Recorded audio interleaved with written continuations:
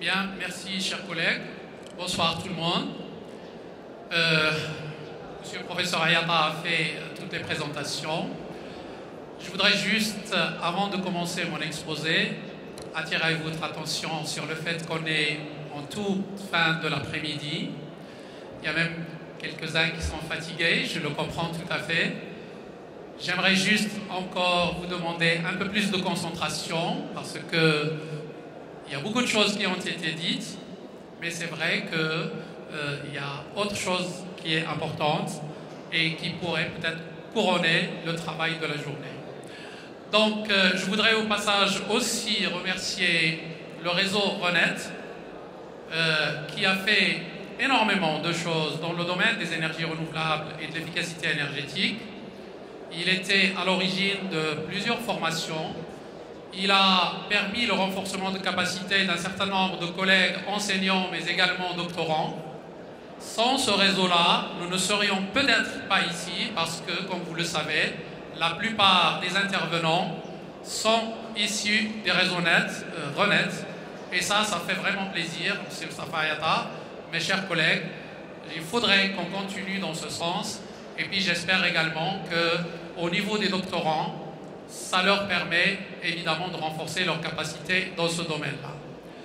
Ceci étant dit, donc mon intervention va venir après celle de notre collègue professeur Ashor, qui a très bien fait parce qu'on a interverti les rôles au dernier moment et qui m'a épargné toute la partie audit qui elle-même est considérée comme étant le cœur de la mise en place du système de management de l'énergie. Je vais donc commencer par un plan. Il risque un petit peu d'être chamboulé, mais je vais essayer de suivre ma logique tout en laissant passer de côté ce qui a été dit. Je ne veux pas faire de redondance. Je vais parler de la définition du système. Ensuite, on va voir comment se déroule un programme de management de l'énergie.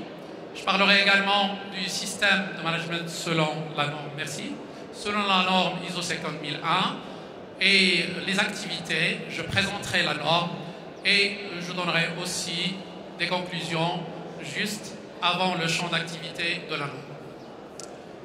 En guise d'introduction, et je pense que ça a été déjà dit, mais on ne se lassera jamais de le répéter, le contexte économique et environnemental actuel, notamment au Maroc, mais également dans les pays en voie de développement, on assiste à une croissance. C'est eux qui sont vraiment les moteurs de la croissance. Deuxième chose qu'on constate, c'est que l'essentiel de l'offre de l'énergie est fossile. Vous l'avez vu dans un certain nombre de diapos qui m'ont précédé. Et donc, c'est une énergie non renouvelable. Donc, il y a matière à réfléchir parce qu'un jour ou l'autre, ça va finir. Et puis, des pays comme le Maroc, qui évidemment ne produisent pas beaucoup d'énergie, qui importent la plupart de leur énergie, eh bien, ils sont à la merci de la fluctuation du marché de l'énergie. C'est vrai qu'aujourd'hui, il y a comme un vent de poupe vu les prix du baril du pétrole, mais ça ne saurait tarder puisque c'est une affaire beaucoup plus stratégique ou politico-stratégique.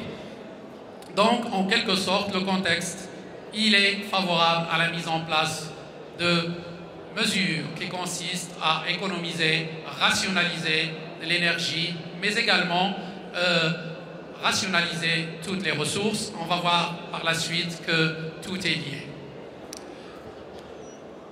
Il y a également des objectifs prioritaires à l'échelle nationale. C'est d'abord des objectifs de performance énergétique. Et qui dit performance énergétique dit également indicateur de performance. Et mon cher collègue, M. Ashor, a parlé de l'efficacité énergétique, qui n'est rien d'autre qu'une composante de la performance. Dans les termes de la norme, il y a également les usages énergétiques et il y a surtout l'intensité énergétique qui a été très brillamment expliquée par mon collègue. Il y a la nécessité aussi de développer une gestion méthodique de l'énergie grâce à un système de management qui est le système de management de l'énergie. Et puis, il est également question de coût. On est sur le plan économique et en même temps, sur le plan environnemental, il faut qu'on puisse réduire l'émission des gaz à effet de serre. Donc vous voyez, le contexte, il est relativement important. Alors, pourquoi le système de management de l'énergie? Sachant qu'on a déjà l'habitude de faire des audits, et les audits, ce n'est pas nouveau, ça date depuis plusieurs années, pour ne pas dire dizaines d'années. La première chose, elle est liée à l'énergie elle-même. C'est d'abord la maîtrise et l'anticipation, évidemment, de la consommation. C'est surtout la prévention des surconsommations. Assez souvent, on considère que la facture énergétique est une fatalité. Il n'y a qu'à voir chez les entreprises. Les gens ne discutent même pas la facture énergétique, ce qui est dommage. Or, ils ont un potentiel énorme à réduire là-dessus. Et puis, la réduction des gaz à effet de serre. Le deuxième élément, c'est un élément qui est purement économique. Et donc, la réduction des coûts, la rationalisation, justement, de la consommation. Et puis, le troisième élément, c'est aussi l'image de marque de l'entreprise. Il y va de soi que lorsqu'une entreprise fait un effort en matière d'économie et de rationalisation de son énergie, elle serait beaucoup plus attractive parce qu'il y a de plus en plus de contraintes qui s'imposent de la part des clients qui sont de plus en plus exigeants sur ce point-là. Et puis, dernière chose qu'il faut retenir, c'est le cadre de référence, c'est-à-dire l'amélioration continue, mais également la gestion énergétique et surtout la conformité réglementaire et évidemment l'anticipation. J'ai choisi ce schéma pour le partager avec vous avant de commencer à parler de la norme. C'est un schéma qui décrit à peu près la réalité de la plupart des entreprises. Ce qui se passe assez souvent dans une approche traditionnelle vis-à-vis de la problématique énergétique, c'est qu'on commence à partir de zéro, on achète une machine par exemple, ou on a un processus, et puis on commence à exploiter. Et puis à un moment donné, ce qui se passe, c'est qu'il y a un problème de consommation d'énergie qui commence à poser problème. Et puis, qu'est-ce qu'on fait? Eh bien, on réalise à partir d'un certain coût un audit. Quand on réalise cet audit, on se dit que là, il y a un certain nombre de mesures qu'on va mettre en place, qu'on va appliquer. Et c'est très bien, ça permet justement de réduire les coûts pendant un certain nombre de mois ou d'années.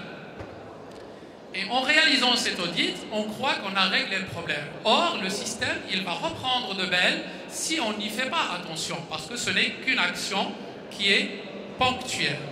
Ensuite, on attend la deuxième phase jusqu'à ce qu'on ait, comme on dit, la corde sur le cou, et après, on va mettre en place un autre audit qui va nous permettre justement de régler le problème. Et vous voyez, au fur et à mesure, avec le temps, eh bien, on vit dans une oscillation, c'est-à-dire des hauts, des bas, etc. Et ça finit jamais. Or, lorsqu'on met en place une approche systémique, cette approche systémique, elle est basée sur un système. Il arrive évidemment que le problème se pose, mais une fois qu'on réalise l'audit, à partir de là, il faut empêcher justement ces oscillations. C'est-à-dire, il faut s'inscrire dans une logique de performance continue. Et donc, au lieu de faire ce trajet-là, eh bien, on va aller vers une réduction continue des coûts. Cette réduction, elle passe par la mise en place d'un système de management qui doit être évidemment efficace et durable, mais également en jouant sur les nouvelles technologies et puis autres éléments qui peuvent aussi aller jusqu'au changement du processus ou de machine. Et ça, c'est une approche qui est basée sur l'amélioration continue. Or, dans la réalité, dans une entreprise, lorsqu'on veut mettre en place une démarche énergétique, et qui dit démarche dit étape, assez souvent on va et on s'oriente vers la certification. C'est une erreur monumentale. On ne peut pas sauter les étapes. Il faut d'abord commencer par les choses faciles, à savoir d'abord les bonnes pratiques. Qu'est-ce que c'est qu'une bonne pratique? Ce sont des gestes, ce sont des choses qu'on fait qui coûtent peu ou pas cher, mais qui permettent déjà de se familiariser avec l'économie d'énergie. Et quand je dis économie d'énergie, je n'oublie pas l'économie de l'eau, l'économie de la matière première, l'économie dans le processus, les ressources humaines, parce que tout ça est enchevêtré. Et prenez le cas de l'eau, vous avez de l'eau chaude, donc il y a de l'énergie dedans, donc l'économie de l'eau peut aussi impacter l'économie de l'énergie. Donc, d'une certaine façon, la mise en place des bonnes pratiques permet déjà une certaine familiarisation, et une fois l'entreprise réalise qu'on est sur la bonne voie, là, elle peut mettre ce qu'on appelle un système de management de l'énergie. C'est comme tous les systèmes, il n'est pas étrange, il ressemble au système de management de la qualité, système de management environnemental, c'est-à-dire on va actionner la roue de des mines pleine d'eau, check, et PDCA. Et puis, ce n'est qu'à la fin, c'est-à-dire lorsque le système de management est bien rodé et il est bien vérifié grâce à des audits internes, grâce à des hommes énergie qui sont sur place, etc., ce n'est que maintenant, à ce stade-là, qu'on commence à penser, à faire connaître notre système et le publier à travers la mise en place d'un système de management selon la norme ISO 50001. Or, assez souvent, on commence par la fin et c'est jamais efficace parce que même quand on a eu la certification, la pérennité ne peut pas être assurée si on ne respecte pas ces trois étapes. Je tiens à insister sur ce point-là. Ça a été à peu près dit par mon collègue professeur Ashor, en disant on s'en fout de la quantité que vous allez justement générer en matière de tonnes CO2 ou de TEP, mais ce qui importe, c'est aller vers l'amélioration continue, quelle que soit la quantité d'émissions que vous avez. Alors, si vous permettez, je vais aller juste pour rappeler de façon assez brève les différentes étapes par lesquelles l'énergie ou la norme ISO 50001 est passée. Ça ne date pas d'aujourd'hui, ça date d'environ 15 ans. En 2000, les États-Unis ont mis déjà une norme qui s'appelle ANSI 2000. Et ensuite, 2001, 2003, 2007, 2009, on a abouti à la norme EN 16001. C'est une norme européenne en matière d'efficacité énergétique. Et puis, en 2011, la naissance d'une norme internationale ISO 50001. Donc, comme je l'ai dit, une fois les bonnes pratiques sont bien comprises, sont rodées au sein de l'entreprise, on peut justement mettre un système de management de l'énergie. Donc, il est basé, comme vous le savez, sur la roue dite PDCA, processus continu, itératif, d'amélioration continue.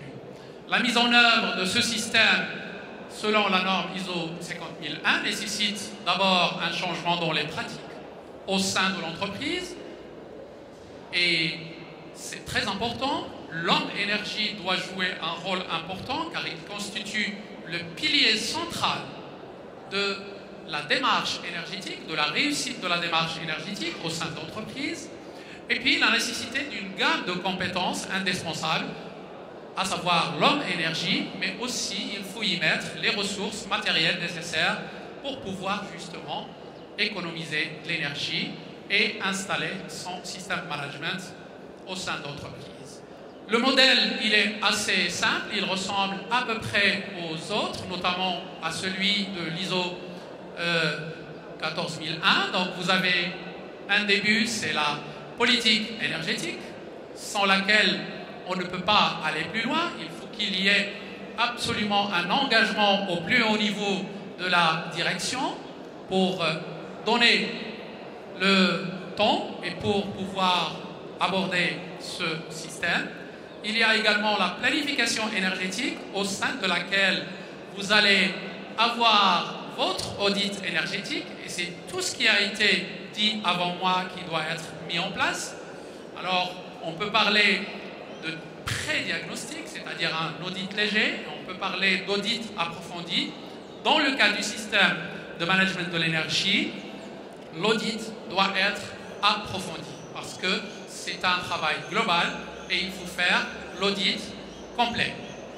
Ensuite, la mise en œuvre, donc c'est le fameux DO, et puis la vérification, la surveillance, les actions correctives, et on finit par un audit interne pour justement revenir au début après la revue de direction. Donc vous voyez très bien que c'est un processus qui est assez simple en soi.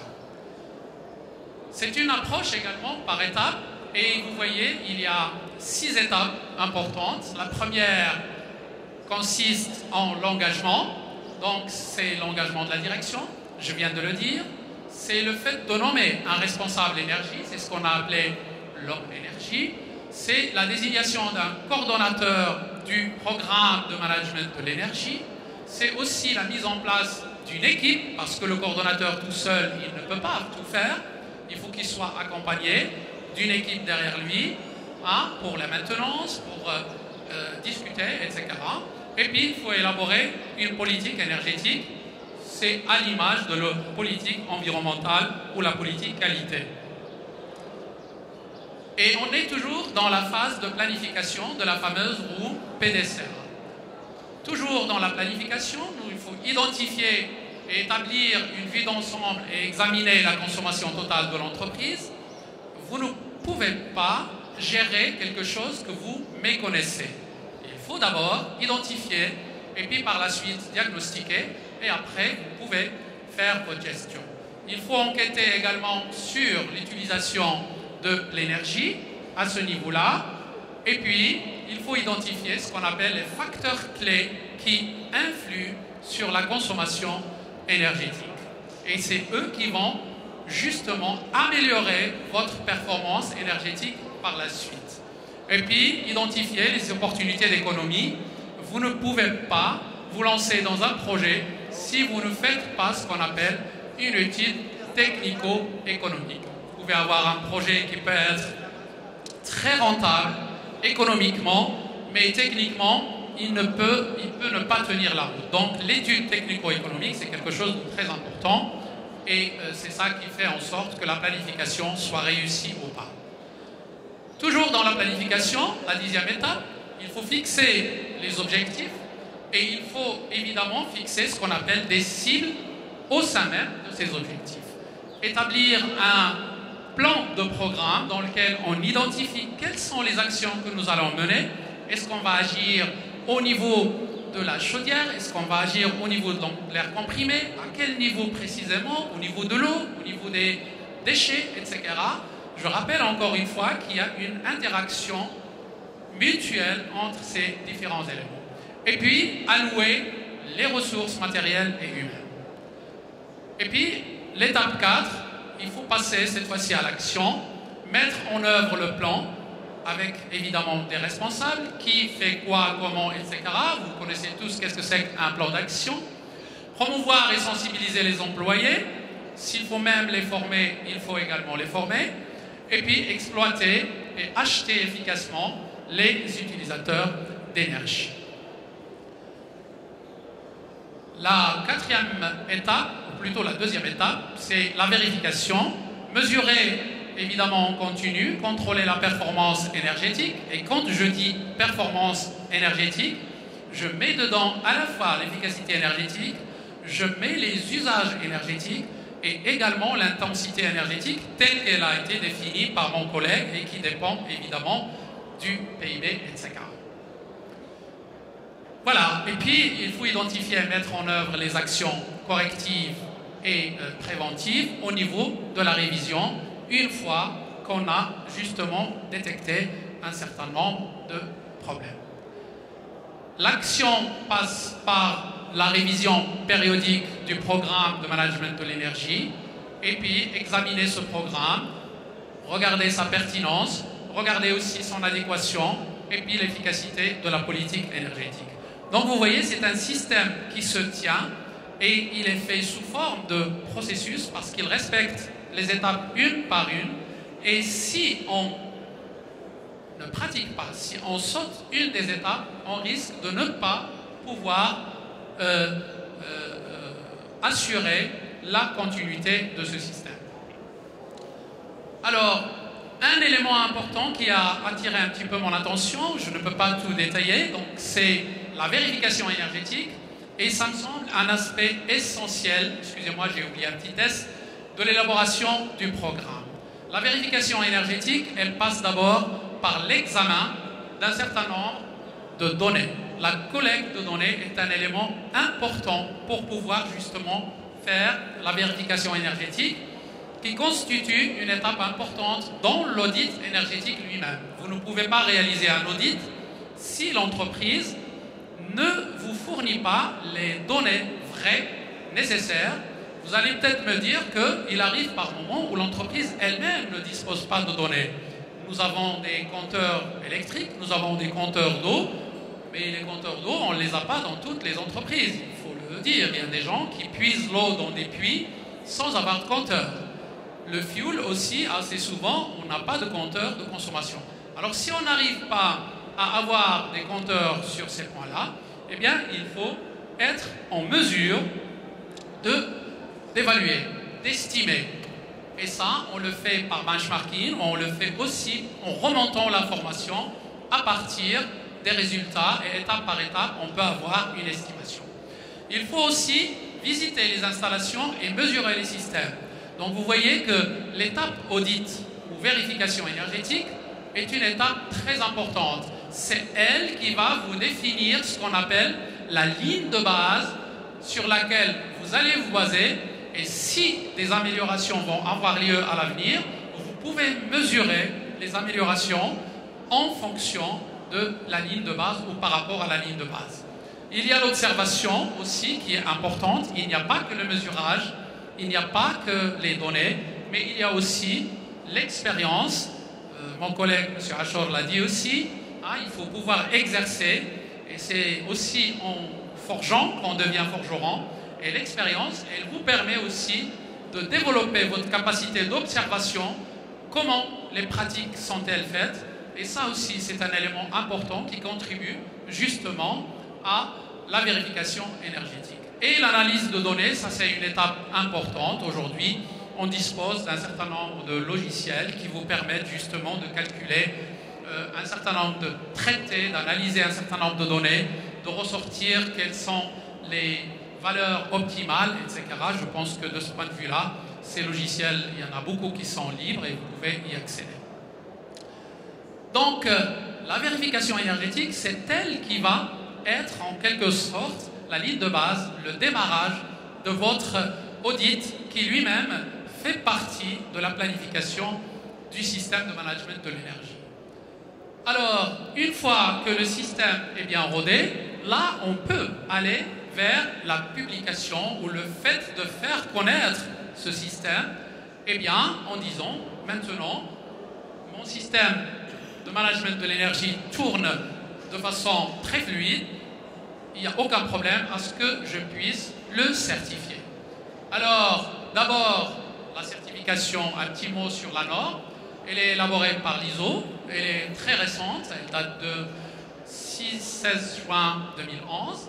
Elle vise à établir les systèmes et processus nécessaires à l'amélioration de la performance énergétique et non l'amélioration de l'efficacité énergétique toute seule.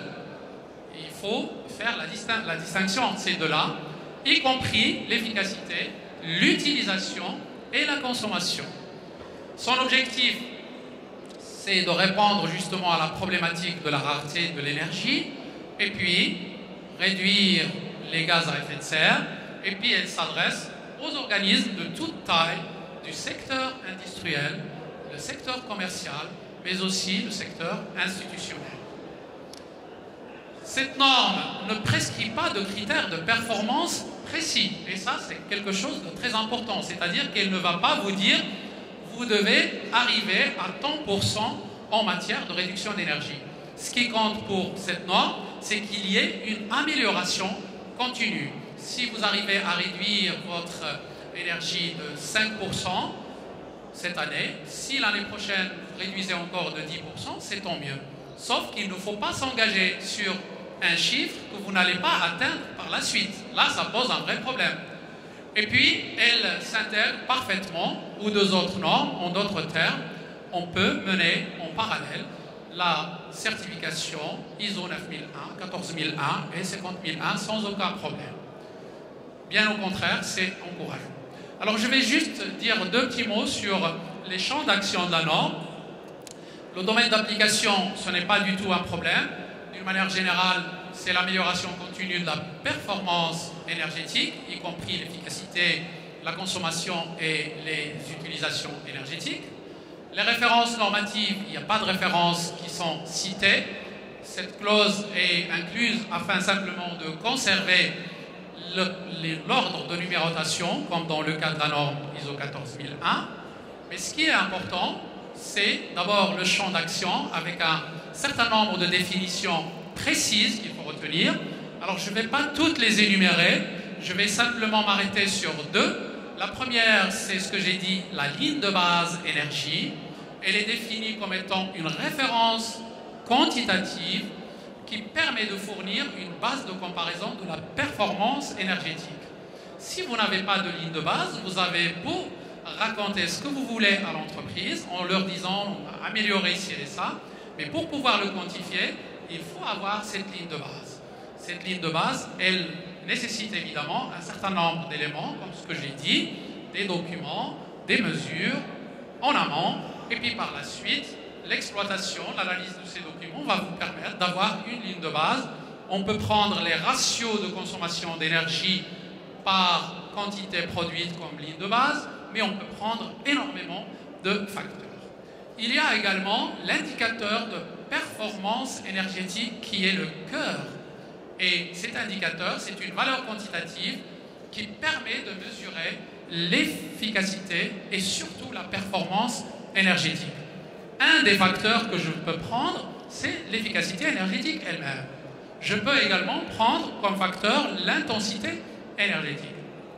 Et tout ça, ce sont des éléments qu'il faut prendre en compte. Alors, les exigences du système, je vais me limiter uniquement au chapitre le plus important, qui est le chapitre 4, avec ses sous-chapitres, 4.1, 4.2, 3 jusqu'à 4.7. Alors, la première exigence, ce sont des exigences générales. Ensuite, la responsabilité de la direction, la politique énergétique, la planification, la mise en œuvre et fonctionnement, la vérification et la revue de management. Pour ce qui concerne les exigences générales, l'organisation, ça, ce sont pris mot à mot de la norme, met en place, documente et met en œuvre et maintient l'amélioration du système en conformité avec l'exigence de la norme. Donc vous voyez, l'amélioration continue, elle rentre dans le cadre des exigences générales des ARM. Ensuite, il faut définir, documenter la portée et les limites de votre système de management. Évidemment, vous pouvez simplement certifier un certain nombre de processus. Vous pouvez certifier un secteur de l'entreprise. Vous n'êtes pas obligé d'aller vers la certification de l'ensemble du site. Vous pouvez choisir des processus du site et vous pouvez aussi les certifier. Et déterminer évidemment le moyen de se conformer aux exigences de cette norme. La direction est justement a une responsabilité en matière de la politique. Elle doit la définir, la politique elle doit être claire avec le périmètre du système. Elle doit s'assurer de la disponibilité des ressources nécessaires. Elle doit communiquer à tout le personnel l'intérêt et l'importance du système de management. Et puis, il faut qu'elle s'assure que les objectifs énergétiques sont fixés. C'est ce qu'on appelle les indicateurs de performance énergétique qui doivent être adaptés à l'organisme. Ensuite, elle inclut ces performances dans sa planification à long terme, puisqu'elle est conduite à faire cette amélioration continue. Et puis, elle nomme un représentant compétent, le fameux homme énergie que mon collègue professeur Ashor a cité. Et c'est lui, justement, qui doit piloter, en quelque sorte, la problématique énergétique au sein de l'entreprise. Les engagements de la direction, ça c'est lorsqu'on rédige ce qu'on appelle une politique énergétique. D'abord, il faut citer l'amélioration continue des performances, la disponibilité de l'information, et là, je reviens un peu sur ce que j'ai dit auparavant. Si vous avez des informations qui sont pertinentes, vous pouvez avoir des résultats suivants. Et puis la mission de la direction aussi qui fixe le cadre et les objectifs. J'en ai pour 3 minutes si vous permettez. Donc il y a la planification énergétique, identification des exigences légales, la revue énergétique, ça c'est important, la consommation de référence et la détermination des priorités en fonction des indicateurs qu'on a élaborés. Pour la revue énergétique, on analyse les usages et la consommation, on identifie les secteurs d'usage et puis on hiérarchise et on enregistre le potentiel d'amélioration. La consommation de référence, j'en ai déjà parlé, c'est la ligne base. Les indicateurs de performance, j'en ai également parlé, donc vous voyez, je vais un peu vite. Le programme de management, il a un certain nombre de données d'entrée, à savoir les usages énergétiques significatifs, la conformité aux exigences légales et les opinions des parties intéressées, c'est-à-dire le plan d'action et la cible. Les données de sortie, ça c'est aussi un plan d'action, la description des actions, le calendrier, les responsabilités, les ressources. Donc tout ça, c'est quelque chose qui fait partie du programme de management. La mise en œuvre, c'est évidemment employer les plans d'action et les autres éléments de sortie, évidemment, s'assurer des compétences nécessaires, et puis évaluer l'efficacité des actions que vous avez, assurer que le personnel a conscience et qu'il est informé, et puis assurer que le personnel interne, mais aussi externe, est informé. La communication interne, je ne vais pas en dire plus, c'est-à-dire tout le monde le sait. La communication externe aussi, elle est laissée au choix de l'organisme de communiquer les résultats de ses performances ou non. Et la documentation, ça c'est un élément très important. La politique énergétique, le manuel énergétique, les procédures, les consignes, les formulaires et les listes, tout ça, il doit être documenté, enregistré, etc. La maîtrise des documents, c'est-à-dire que chaque fois qu'on va vous demander tel ou tel document, vous devez être en mesure de le maîtriser en mettant ce qu'on appelle un code du document, sa date d'émission, son numéro de version et la personne qui l'a rédigé. La maîtrise opérationnelle aussi, c'est un élément important dans la mise en œuvre du fonctionnement. La conception, les achats, alors tout ça, c'est des choses qui sont importantes.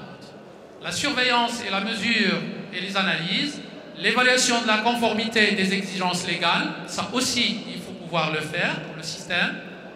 Et puis, une fois qu'on a rodé le système, il faut passer par ce qu'on appelle un audit interne. On invite un auditeur qui va nous faire un audit interne dans lequel on va auditer le système, établir un programme d'audit qui tient aussi compte de l'état de l'importance du processus, et puis passer en revue les différentes étapes du processus grâce à cet audit interne. Après avoir fait cet audit, il va y avoir forcément un certain nombre de non-conformités qui vont être relevées. Ça pourrait être des non-conformités majeures, mineures, etc. Et il faut tout de suite mettre en place des actions correctives pour pouvoir remédier à ces non-conformités. Et enfin, il faut maîtriser les enregistrements. Donc vous savez, un document qui n'est pas encore rempli, c'est un papier, un document, mais une fois qu'il est rempli et signé, ça devient un enregistrement et donc il faut pouvoir le maîtriser. La revue de direction, elle est périodique, donc soit annuelle, soit biannuelle.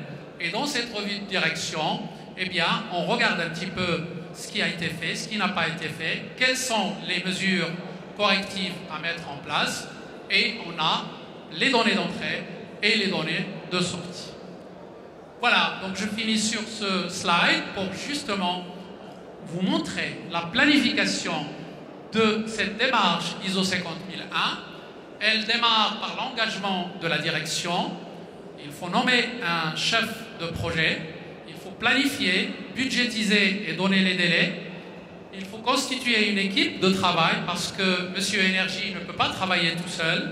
Il faut informer le personnel, former l'équipe de travail, mettre en place le système avec des revues énergétiques et des procédures, reformer le personnel si c'est nécessaire, faire vivre le système, c'est-à-dire le faire perdurer.